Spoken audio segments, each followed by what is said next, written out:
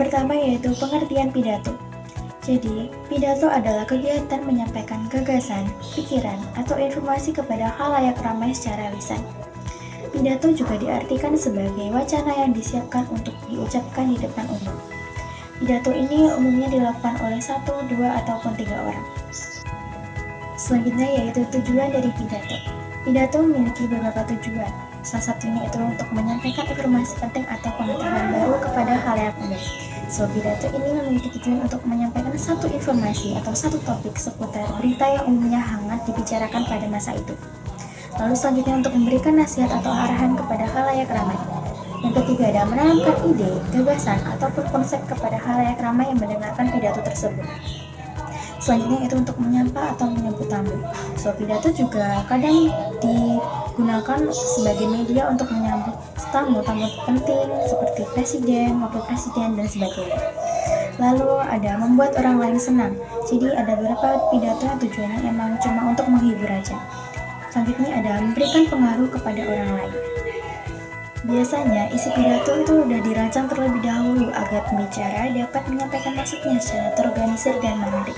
Jadi pembicara akan menyiapkan teksnya terlebih dahulu, lalu pada umumnya membuat catatan kecil yang berisi poin-poin penting dari teks yang telah dia buat.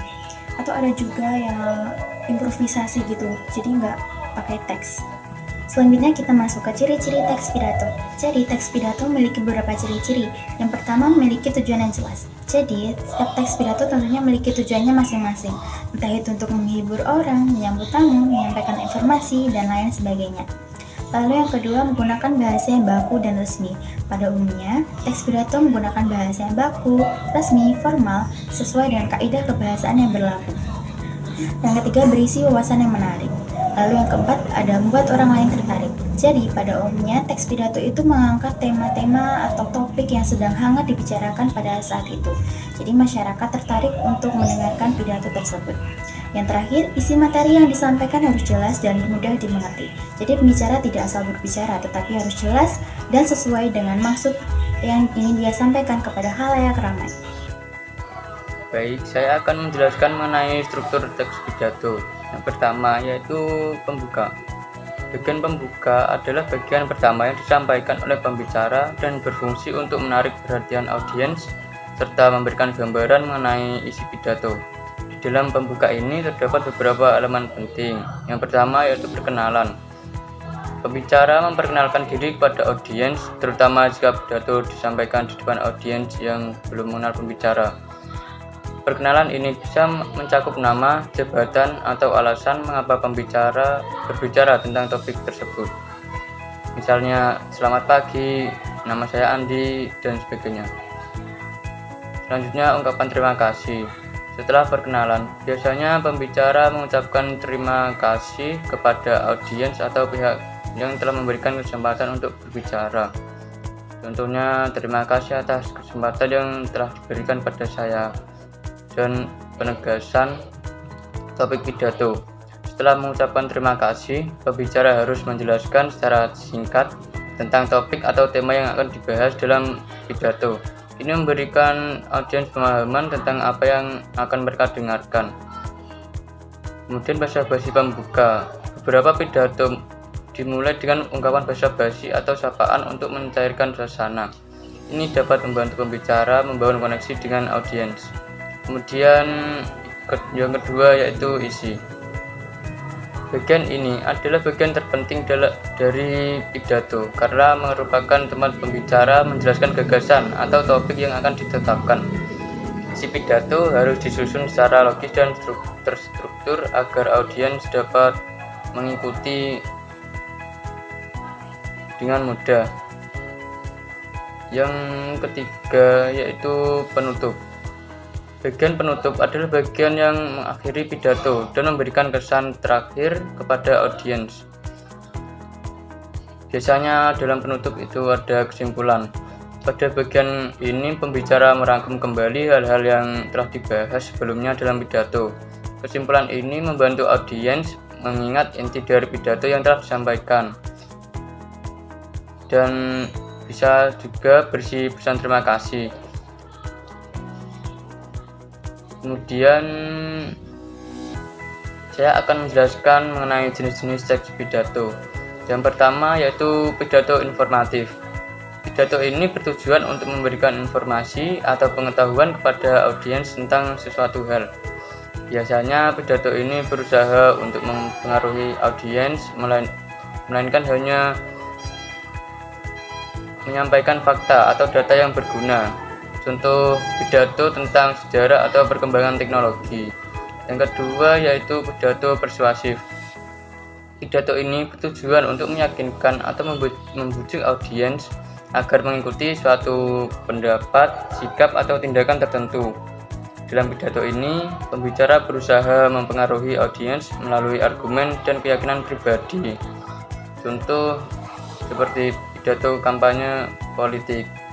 Yang ketiga yaitu pidato argumentatif. Pidato argumentatif berfokus pada pembahasan suatu topik dengan mengemukakan alasan atau argumen yang kuat untuk mendukung suatu pendapat. Pidato ini bertujuan untuk memperjelas dan membenarkan suatu hal dengan alasan yang logis dan rasional. Contohnya seperti pidato mengenai pentingnya pendidikan atau hak asasi manusia. Yang keempat ada pidato rekreatif. Pidato rekreatif biasanya bersifat ringan dan menghibur. Pidato jenis ini lebih berfokus pada tujuan untuk menghibur audiens dengan memberikan cerita lucu atau permainan kata. Contoh pidato ini yaitu biasa dalam acara perayaan seperti ulang tahun atau sosial lainnya. Jadi masing-masing jenis pidato memiliki tujuan dan cara penyampaian yang berbeda, tergantung pada audiens dan konteks acara. Baik, kali ini saya akan menjelaskan mengenai tips untuk menyusun teks pidato yang efektif. Yang pertama yaitu pilih topik yang menarik minat audiens dan sesuai dengan situasi. Langkah pertama dalam menyusun teks pidato adalah memilih topik. Topik yang dipilih harus relevan dengan audiens yang akan mendengarkan pidato tersebut. Yang kedua yaitu selidiki subjek yang dipilih secara mendalam.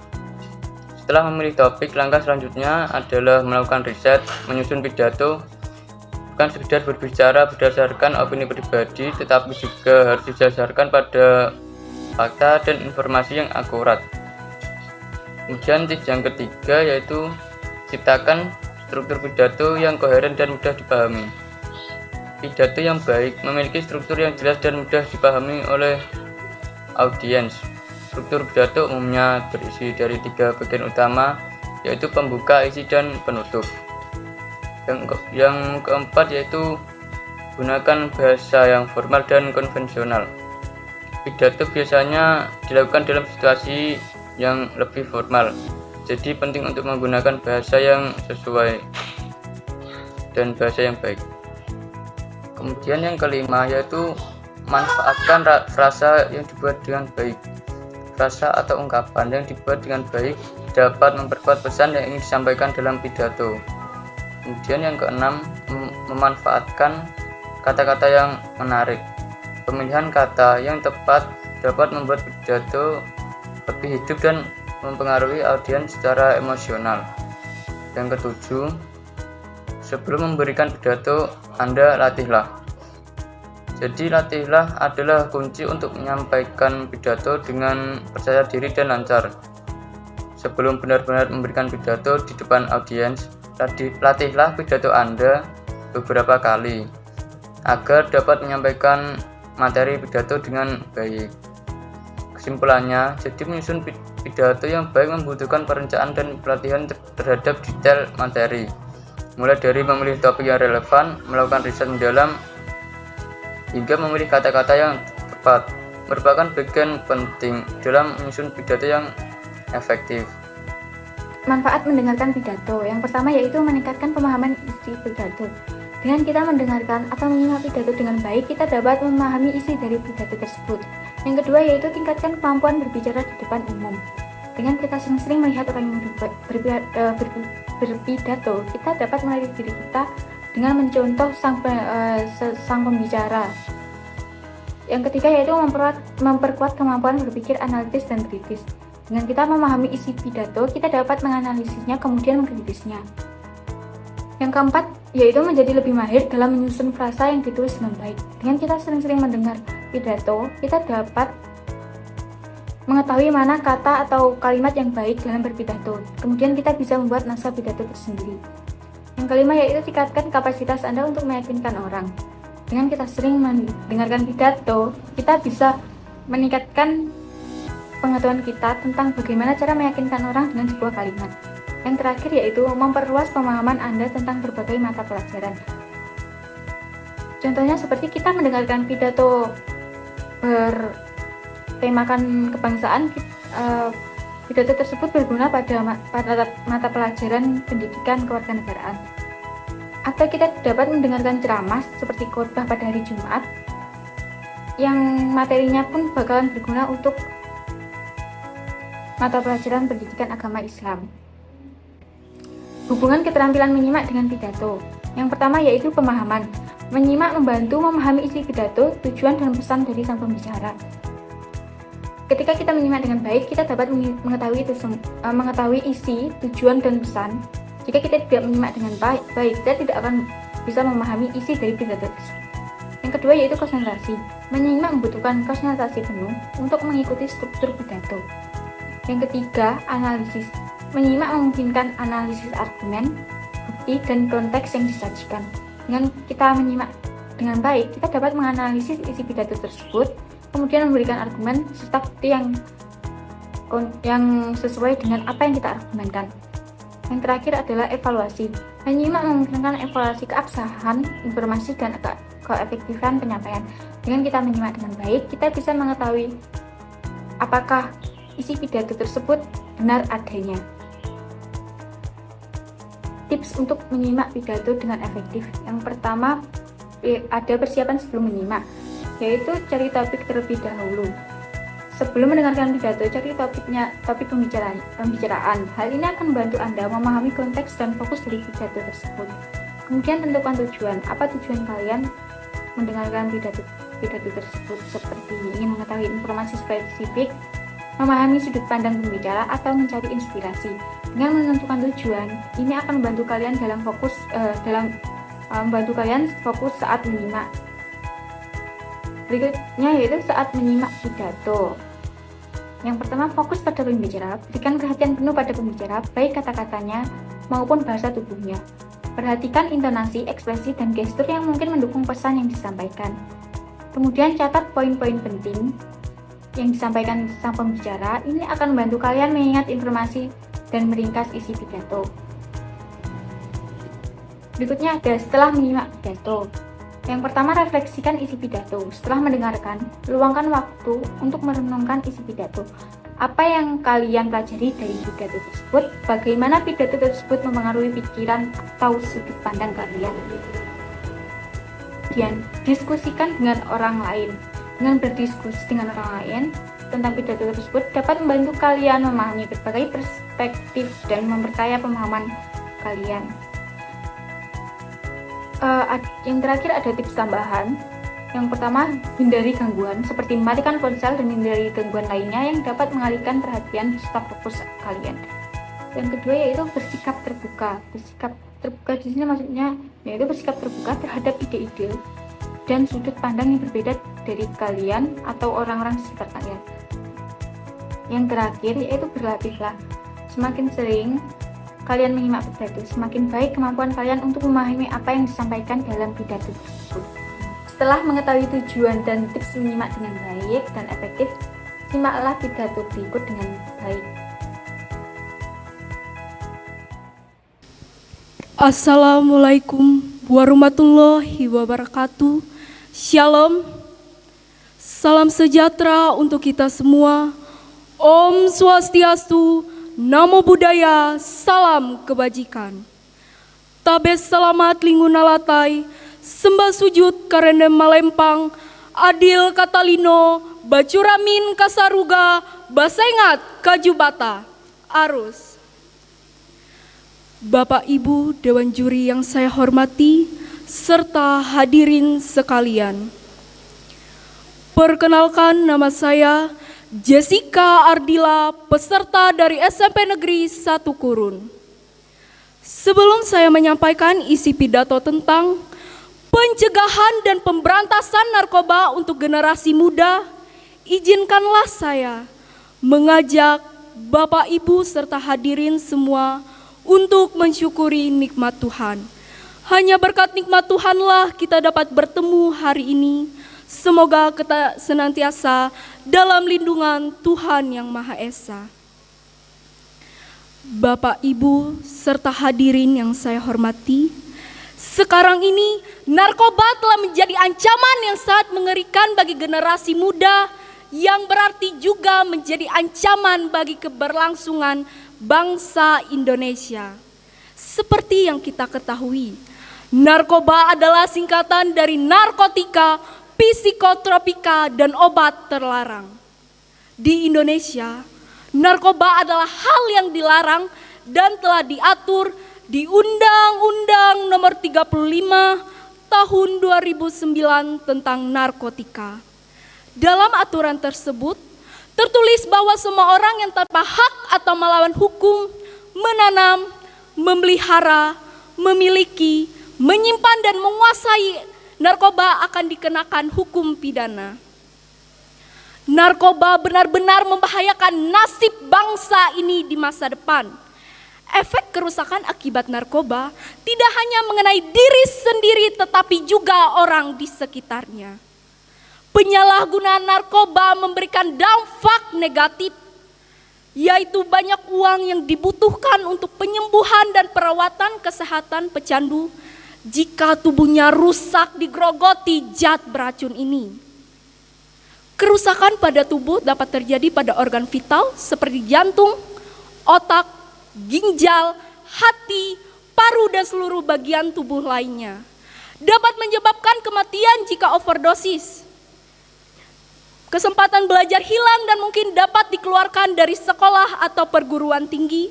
Depresi, gangguan jiwa berat, bunuh diri, tidak dipercaya lagi oleh orang lain karena pada umumnya pecandu narkoba akan gemar berbohong serta melakukan tindak kriminal, pengerusakan dan kekerasan, bisa dijobloskan ke dalam penjara yang menyiksa lahir batin.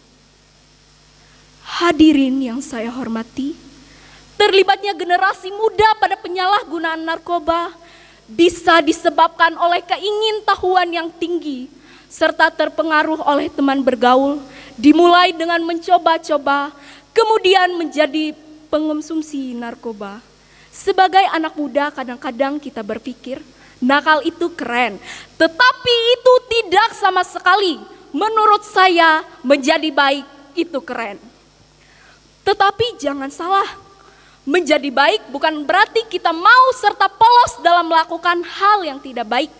Menjadi baik berarti kita berani mengungkapkan kebenaran dan berani berkata tidak pada narkoba.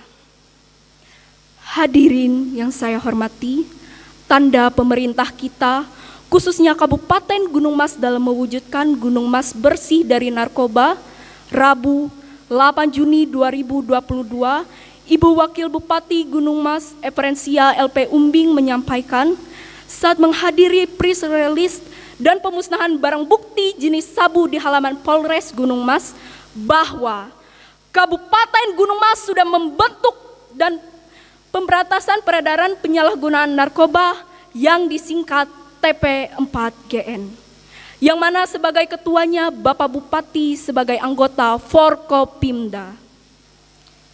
Bapak Ibu Dewan Juri yang saya hormati, serta hadirin sekalian, upaya pencegahan dan pemberantasan narkoba bukan hanya tugas pemerintah, tetapi merupakan tugas kita semua, seluruh komponen bangsa.